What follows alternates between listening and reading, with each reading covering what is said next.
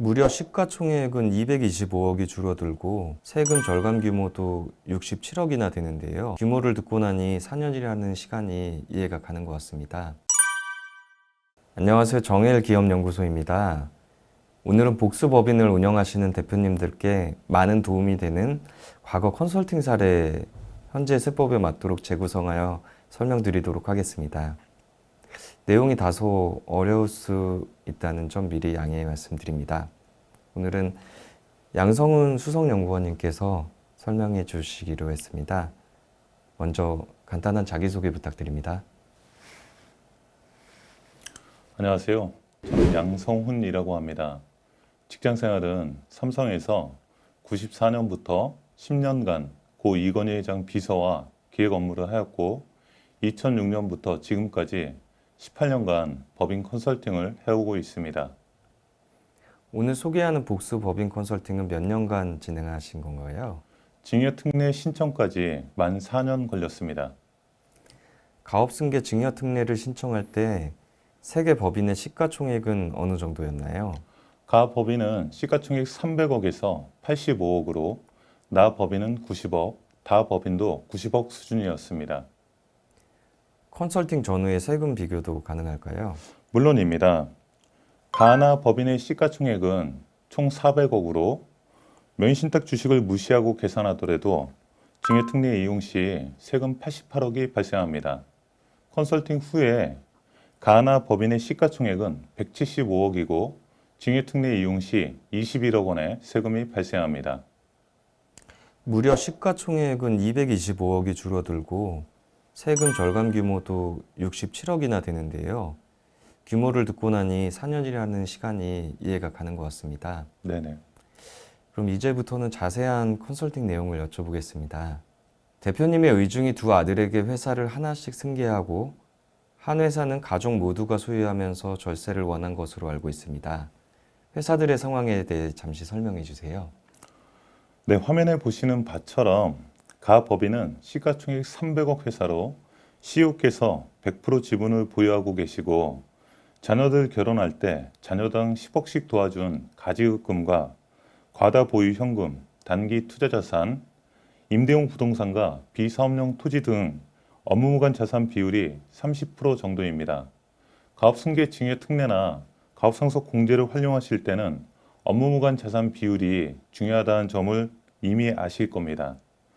나 법인은 가장 오래된 회사로 시가총액 100억, 컨설팅 직전에 수익이 급증하던 상황입니다. 다만 해당 회사의 문제는 명의신탁 주식이 대표님의 초등학교 동창 3명에게 각각 20%씩 되어 있는 점입니다. 다 법인은 이미 가족법인으로 세법에서는 특정법인이라고 규정하고 있습니다. 대표님의 의중 이외에 추가로 감안하신 점이 있으실까요? 네, 대표님의 의중은 당연히 받들어야 하고요. 개인적으로 가 법인은 주가를 조정해서 시가총액을 최대한 낮추고 가족법인에서 증여특례에 따른 세금 재원을 마련함으로써 최종적으로는 부모님과 따님만 남게 되고 자동승계되도록 하면서 세 개 법인의 시가총액을 비슷하게 맞추는 것이었습니다. 혹시 더 나은 회사 시스템은 어떤 것들인가요? 컨설팅은 주로 오너와 오너 가족을 위해 진행합니다만 대표님께서는 직원들에게도 도움이 될 만한 게 있는지 물으셨고 연봉과 성과를 연동하는 부분도 궁금해 하셨습니다. 직원들에게 있어 가장 중요한 것은 임금과 복지입니다. 따라서 사내근로복지기금을 통해 선택적 복지를 운영할 수 있도록 하였고 성과 연동형 연봉제를 기한해서 매년 성과의 일정 부분을 점증적으로 연봉에 반영되도록 하였습니다. 물론 이를 위해서는 고가 기준이 필요하고 성과 연동형 연봉제 품위에 별첨으로 이를 추가하였습니다. 세계 법인에 대해 첫 해에 진행한 컨설팅 내용은 어떤 것들일까요?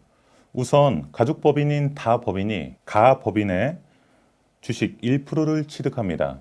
이는 특정 법인을 이용한 차등 배당 목적이었고 추 두 아드님의 세금 재원 확보를 위해 사전에 CEO 지분 30%를 두 아드님과 따님에게 각각 10%씩 징여하였습니다. 나 법인은 명의신탁 주식 해당 금액이 60억인 만큼 명의신탁 해지로 가져오기 위해 정기배당과 중간배당을 통해 배당금의 실질기속, 명의신탁 사실확인서 등의 증빙을 만들고 공증을 진행하였습니다. 참고로 국세청이 제공하는 명의신탁 주식 환원 간소화 제도를 통해 이용하고자 했는데 운이 좋게도 한도 금액 30억 기준이 2017년 7월에 없어진 것으로 알고 있습니다. 문제는 가법인인데 비용 처리 극대화와 이익금 환원, 업무무관 자산 축소를 동시에 진행하였습니다. 정관 정비부터 사내근로복지기금을 설립하는 제도 정비도 포함하고요.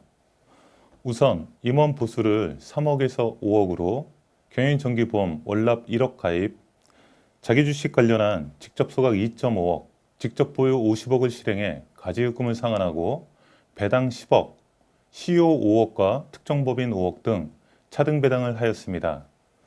단기 투자 자산은 만기가 3개월 이후에 도래하는 것들을 MMF 상품으로 돌렸고 임대용 부동산과 비사업용 토지는 2년에 걸쳐 처분하였습니다.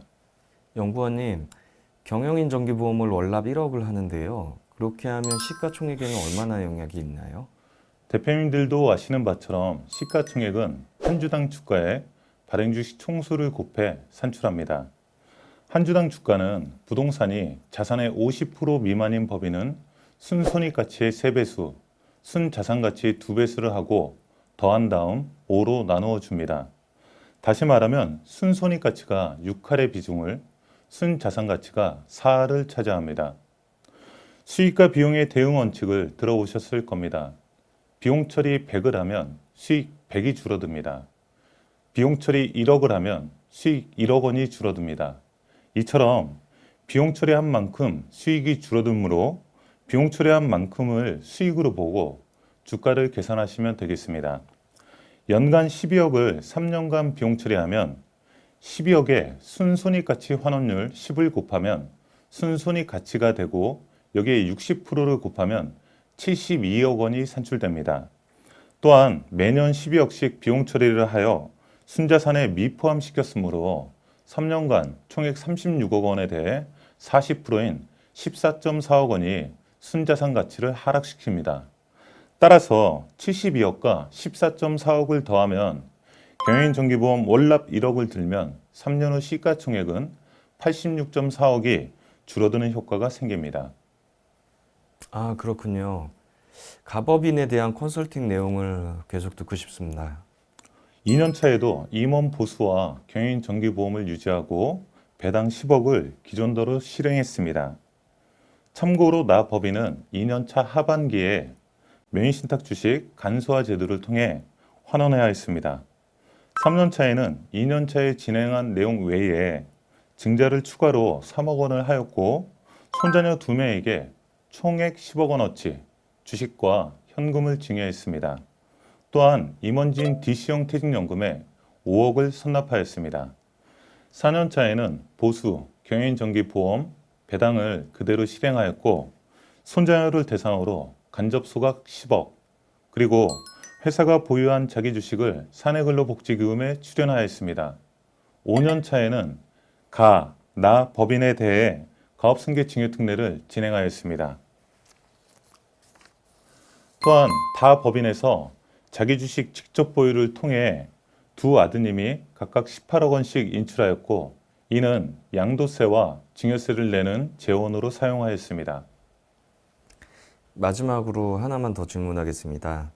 최근에 가업승계 증여특례와 가업상속공제에 대한 세법이 많이 개선되었잖아요. 네네. 연구원님은 어느 쪽을 더 선호하시나요? 물론 저는 가업승계증여특례를 선호합니다. 개정세법을 잘 보시면 증여특례와 상속공제의 한도 금액이 2023년부터 같아진 것을 확인하실 수 있습니다. 특히 증여특례의 최고 세율은 20%입니다. 가업상속공제는 사업의 계속성과 근로자의 고용 안정을 위해 상속세를 면해드리는 반면에 양도소득세 2월과세가 남아있어 상속인의 불로소득 발생을 원천적으로 막고 있습니다. 사후 관리도 더 까다롭고 사후 관리 기간 이후에 주주가 자본 거래를 하게 되면 최대 27.85%의 세금이 발생합니다.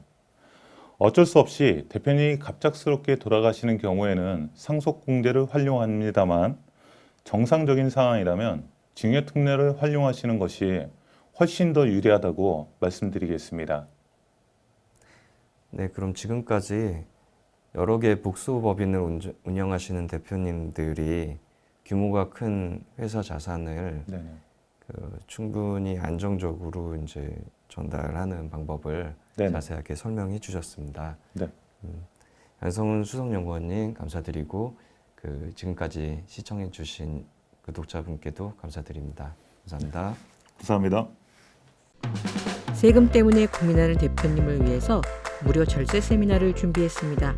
상세 내용은 아래 설명문을 클릭해 주세요.